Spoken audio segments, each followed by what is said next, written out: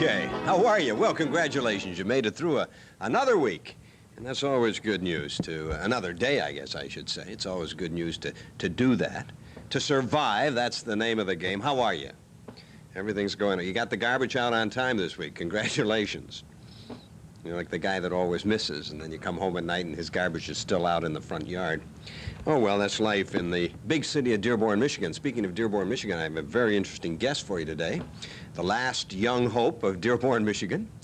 The man about town, the Aldo Cella of the political set here in Dearborn. Now, come on, I'm kidding you. Mike Guido, Councilman Mike Guido, whom I have to tell you is probably one of the most refreshing politicians that I've met in a long time. He's an interesting guy, very educated, talented man. When I say talented, you know, we should have had him bring his band or something here.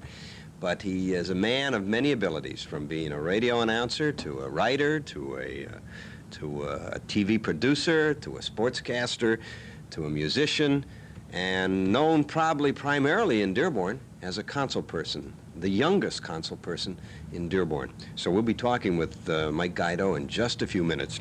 But let me see what's been going on in my little mind right now over the last few days to drive me crazy.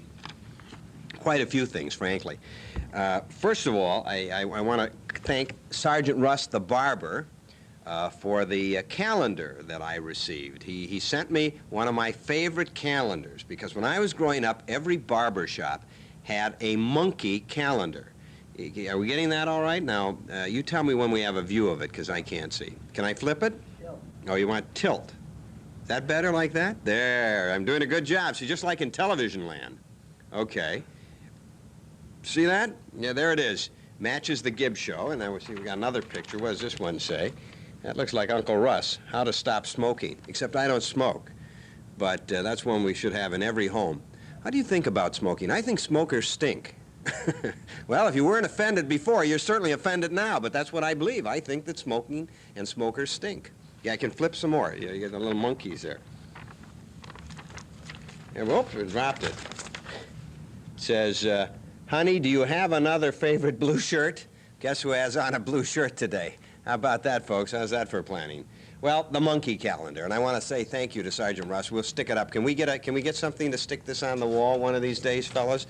Okay, Mr. Hanson said yes. Oh, I see we have a new camera person today. What happened to the femme fatale that was on the camera last week? Where'd she disappear to? Oh, she's at a play practice. I see. She's an actress, Carl. And now we have, who is this, Ted Turner? Any relation to the Ted Turner? No? This is a different Ted Turner. All right, Ted Turner. Is that the Ted Turner whose little brother is known as Mo Turner? The one that needs a haircut? Mo with the long hair that needs a real punky cut? Now I understand what's going on. Well, anyway, the other things that have been driving me crazy as we rant and rave is, what do you think about the Catholic nun being appointed to the social service system here in Dearborn, or rather in the state of Michigan? How do you feel about that? What's your thinking on that? Is that a fair thing to do? Obviously, if she is a member of the church, I think their official position is that they are against abortion. And yet here she'll be administrating a program for abortion, which is the law here in the state of Michigan. I mean, what does that do to the faithful? I mean, to the average person who is a devout Catholic, what will that do to their thinking? What does that do to your thinking? Never mind the issue of whether abortion is right or wrong. I frankly go back and forth on the issue, tend to lean toward that it's wrong. Now, so you know where I'm coming from. I never kid you. I'll tell you exactly where I'm thinking at this particular time. And yet, I think I'd be very, very nervous in this situation if I'd taken the vows as a nun had taken, and then having to implement a program that is definitely against my religion. There's something very strange about that, very difficult. What do you think? Which reminds me, if you have some comments that you'd like to make, and you know you'd like to express your opinion, why don't you drop me a card here to Russ Gibb at random, Mercantile Drive, Dearborn, Michigan, and we'll address your ideas. After all, this is your show. If you hear me saying something that you disagree with, you have every right, in fact, you have a responsibility to drop me a card or come on down to the show, and I'll put you on. I got lambasted by some of my fellow teachers this week. Last week I had made a crack to the effect that many teachers, not all, many, beat the kids out every day at school to the parking lot. And some of my colleagues took offense to that. I'll still stand on that one. I didn't say all, I said many.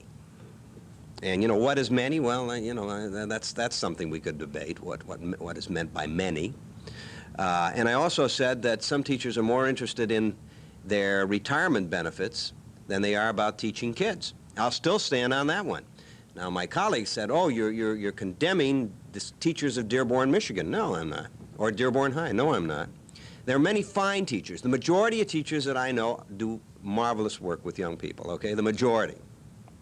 But I don't think we have any right, and I think, in fact, we have a responsibility to speak out against those that are just using the system.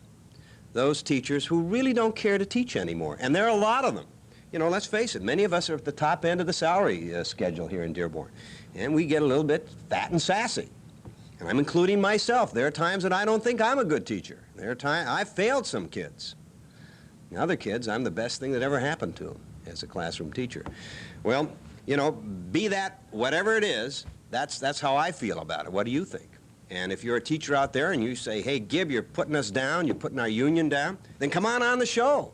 I'm welcoming you. I'm challenging you to come on the show. Let's hear your side of the view. That's the only way democracy works. Well, that's honestly what I think. What do you think? Hey, we've had enough of this ranting and raving by the Gibber. I think we ought to get right on down for a few commercials. Love to pay those bills, folks. And then get on with our guest, the man about Dearborn, Councilman Michael Guido.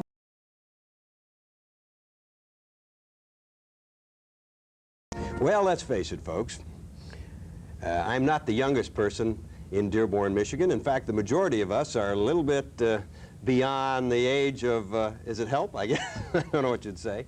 But my next guest is Mr. Michael Guido, Councilman Michael Guido, who is the youngest council person we have in Dearborn, and a man that I think really speaks the future of Dearborn, because he is a young man and in such a short period of time has risen to a very, very prominent place in our town.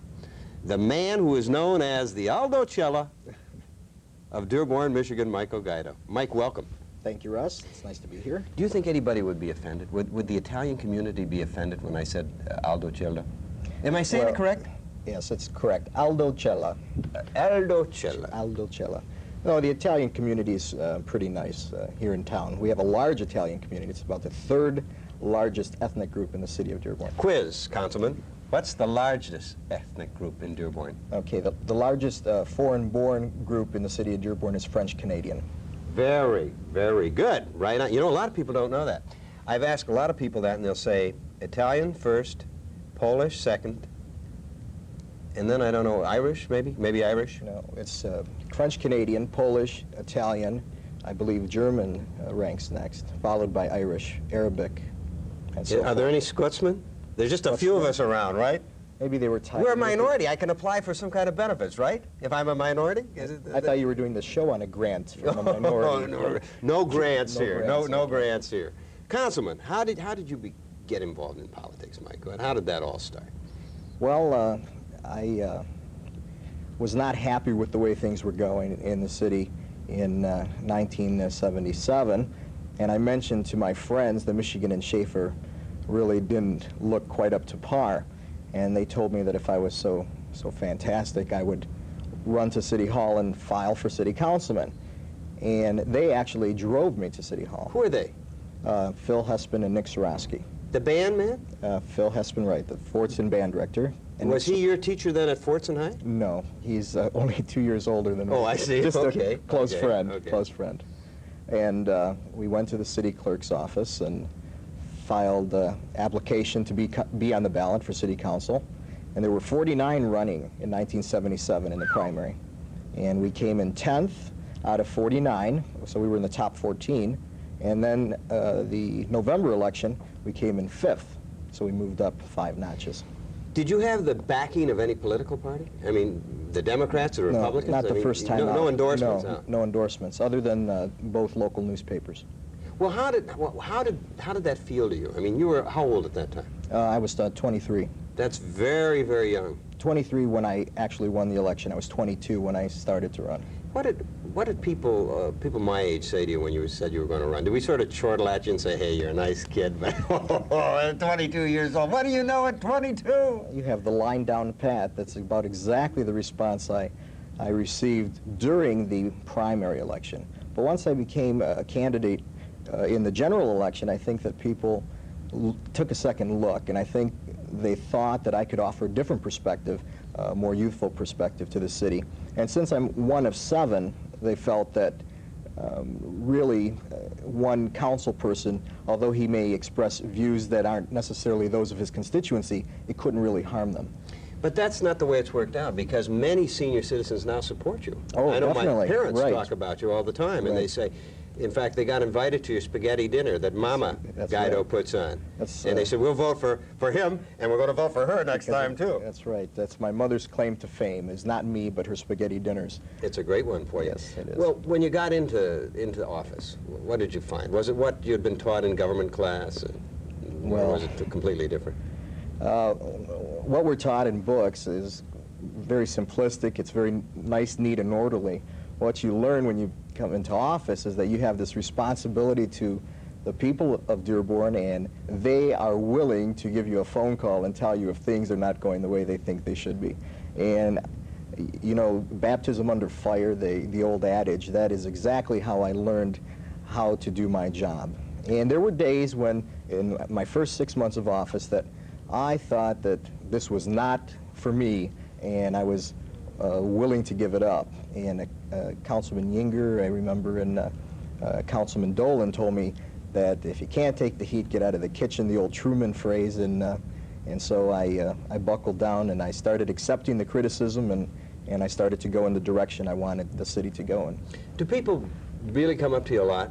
We had the mayor on, or the mayor's coming on, I should say, and during that interview, I recall, he said the people do come up, just as you were saying. Is that really is that good, or is that bad, or how do you feel about that? Well, I think that's a good sign. I think that's what makes Dearborn unique. The people in this town are not afraid to come up to their elected officials. They say, we voted for you, and you owe us at least the courtesy to speak to them. And that's not even a courtesy. It's our job to listen to them. I get my best feedback from people. But being a councilman, the salary is minimal. I don't even know what you make. Is it? I'm trying to think now. I think it's $9,000. $9,000 Right. a year, and you have a lot of meetings, and you're constantly on the go, right? Right. So it's not a lot of money for the amount of work that you're Right. required to do. Is it worth it? Well, I think you get into it not for the money. You get into it for the public service or for the feeling of accomplishment. If you can do something. Like, I'm very proud of the way East Dearborn is making a turnaround. Naturally, it's not booming like we want, but we've stopped the decline, and we are moving in the right direction. And the same thing we're going to do with West Dearborn. But you can't get into politics to get rich. I mean, you always read about those that Right. do on the front page, and that they become news, but this is not a money-making venture. What about the Guido family? Dearborn, born and bred? Well, both my parents were born in Italy, and they came here when they were very young. My grandfather moved to Dearborn to work at Ford Motor Company, which is probably the story for any nationality. Welcome to the club. You know, within this community. And so I'm really first-generation American, and my sisters. Are your grandparents still alive? Yes, they are. And What they did they live on think of all Jonathan. this? Well, my grandfather's proudest day was the inaugural, when they announced Michael Guido. I was named after my grandfather, so he sees his It's name. the American dream. It's the American dream, and he's the first one to put the lawn sign out. That's my name, you know, he would say. I had some Guido gals in school at Maples. Was that your sister? You or- had my sisters when you were at Woodworth. At Woodworth, that's right. Right. Now, what are they up to these days? Well, Lisa's teaching in a Montessori school. You're kidding. She's the one I that had you Lisa. made read Lord of the Flies or something. That's right, and I also Okay. made her, she was in a play, I think. That's right. And I don't know if you had Laura or not. I don't think I ever had Laura. She's an interior architect. She was about 2 years older than Lisa. Okay, no, I didn't have Laura. And you didn't have my oldest sister.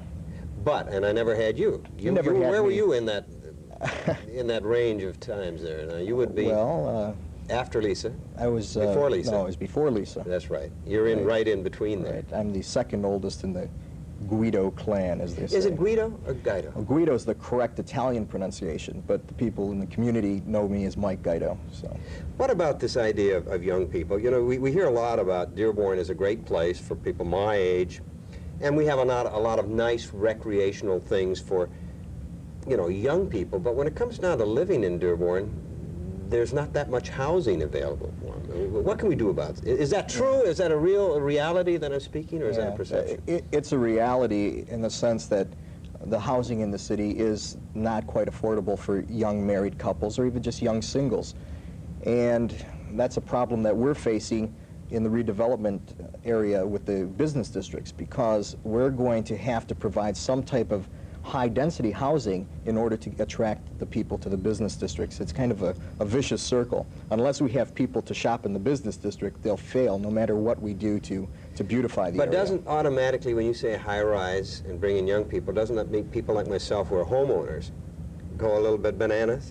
I don't think so. I think that if they looked at it from the aspect that it's that or becoming, say, a Michigan and Central type neighborhood where they were very well established, but as the residents get older, they're not able to keep up the properties, that they would, you know, accept some type of high-rise condominium apartments slash private home developments in the area. We're not talking government financed housing. We're not talking about housing that's shoddily built. We're talking about good quality housing that could be affordable. Apartments, for instance. For a long time, the people in Dearborn were very, very opposed to apartments. As a matter of fact, probably the biggest opposition that ever arose from an apartment building was when they wanted to build Townsend Towers over on Frida. That's in right. their old Yeah, neighborhood. Sure. I mean, the people were just so opposed to that apartment building being right in the middle of their residential area. Well, now it's become an anchor for the area. That's right. It's very well maintained, and we needed those senior citizen homes. We really did. Are there any on the drawing board? Are there any plans that you know afoot in the city to bring this kind of housing in? We do have some plans. The plat plans were approved by the state, and they were returned to us. We're waiting for some developers now. As you know, the money market is not amenable to the housing market right now. We have some plan for the Crawley Park area, and we have some plan for near City Hall on Maple Street. What about young people on commissions? I understand that you champion some young people on commissions. I've heard some of my students. You've been to my class several times, Right. spoken to the kids, and you told them to get involved, and some of them did. They've been down. What are the chances of that happening, that some very young people like yourself would be appointed? I noticed the mayor made an appointment on the Cable Commission Right. of a young lady, Susan Hubbard. Susan Hubbard. Right. And she's probably the youngest person on that. She is the youngest and a quality appointee. May I say that I really don't have anything to say about commission appointees. The mayor appoints all the commissioners to the boards. But the Mayor O'Reilly is just such an easy person to get along with that he is willing to take suggestions from the council people, and if he does have an opening, he will give them every consideration. Yes, in fact, when I called the mayor and asked him about that, he said that any young person, or any person for that matter, that liked to apply to be on any of our commissions, and we have several in the city, they go down to the public information office, they request some kind of form, they fill it out, and then they're put on file. And by law or by policy, they go through all the people and pick from those people that want to serve in our city. They do. And we're lucky because we have a lot of people that feel about serving, good about serving, and wanting to serve. Exactly. That's probably what makes Dearborn unique. It's the people. You know, you can complain about the street or the snow or the shopping or anything, but the people of the city are what makes the city unique. It makes it a good we town. are a unique group of people when you think about it. You know, we're very outspoken. Very. We're proud of our town. Right. Those of us that lived there here all our lives, you know, we've watched changes, and yet it's an exciting time. I see new developments going in. I see Fairlane. I remember when that was off limits to anybody except Henry Ford and family, and now it's a big parking area and a shopping area. I see hotels, and I see things happening. The city has a lot going for it. What can the average person do to help the city of Dearborn? What can we do to make it a better place? Well, I think that the average homeowner, for his responsibility would be to just maintain their property. I think that most people in Dearborn do that, and they do it not only because it's a large investment for them, but just out of a love for the community that they live in. Becoming involved in city government is a good way too, just being informed. We're not small like Mayberry, if I can use another example, but we have that hometown feeling.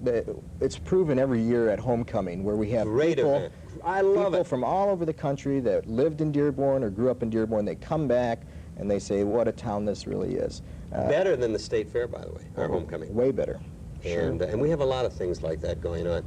What would you say is the biggest challenge facing Dearborn right now? Well, I think that once we come to terms with Ford Motor Company on the reassessment issue and the tax situation. Is that $1 million? Right. Do you think that's going to be settled fairly? Is that in court, or what's going on? Well, we're waiting for the tax tribunal to hear it. I think that both the Ford Motor Company and the city have asked the tribunal to hear the case. To make a fair decision on it. Right. I think once that's settled, and once we really come to grips with the budget, I think the mayor's State of the City address, he mentioned about the revenues going down and, of course, costs going up. And that's something that all the council people, the mayor, and the people of Dearborn have to come to grips with. We are not collecting tax-wise the amount of money it takes to run or maintain the services, and we have to lay off employees in order to meet the 15 mil limitation that we have. It's not the good old days It's not anymore. the good old days, For right. anybody, any business or any person Exactly. or any unit of government when you get down to it. We have about a minute. Should you have made the run against Lucille McCullough? Well, in retrospect, my campaign committee was not ready to devote the time and the money to that. The people of Dearborn resoundingly reelected me a year earlier, 6 months earlier, and I think to run would have been just a little bit hasty at the time. In other words, you made a conscious decision that you were going to stay the councilman. Exactly. But after, now what are your future plans? Well, we're looking at several options. There's been talk of running for mayor. There's been talk of running for state representative. I leave all my options open. And the people, you like politics. I love politics. You like politics. I do. And you're good at it, aren't you? Thank you. No, you are. You really are. I'll take that as a compliment, Russ. Well, please do, because my young people, every time after you've been to my class, say, hurrah for Mike Guido. We have at least someone who will listen to us, and I think that's so important. I think you do that well. I also know you're a man of many, many talents. I would hope that someday you'd get involved in cable, because I know that you are a man who has a degree in communications, correct? Right. In broadcasting and narrowcasting, radio and television. I think you ought to have a show, Michael. Maybe the council, when they start televising the council meetings, maybe that'll be show enough for you. Perhaps in the future. In the future. Right. Mike Guido, I want to thank you for being a council person. I know of all the good things you've done. I'm pleased that you took time out to be a guest on my show. I want to offer you the opportunity to come back anytime on this microphone. Thank you. These cameras. Let me know what's up. And when's the next time your band's playing? Tonight, as a matter of fact. What night is this? Oh, I'm sorry. This is yes. This is pre-taped. Yeah, pre-taped. So okay, so it'll be next week, Friday. Next week, Friday. We are playing out on the east side somewhere. I'll have to look in my book. East side Dearborn, east side Detroit. East side Detroit. We'll come and see you. Mike Guido, Councilman of Dearborn. We'll be back right after Russ. these announcements. Well, now the secret's out. You want to know why Uncle Russ is getting heavy? It's the chocolate-covered M&M. And did you notice that Mike Guido, Councilman Guido, is so slim and svelte that he looks like an ad for a weight loss clinic? And you know what? I asked him about that. You know what he told me? He said, it's the Guido diet. 1,000 calories a day. Michael, I'm all for it. Pardon me while I have a green M&M. You know what that means? Someday I'll tell you about green M&Ms on television. Hey, for those of you that took the time to view the show, I'd like to say thank you. For those of you that took time to drop me a card or a letter, I'd like to say thank you. But most of all, I'd like to thank you for just being you. Russ Gibb at random. Ah, we got the hat.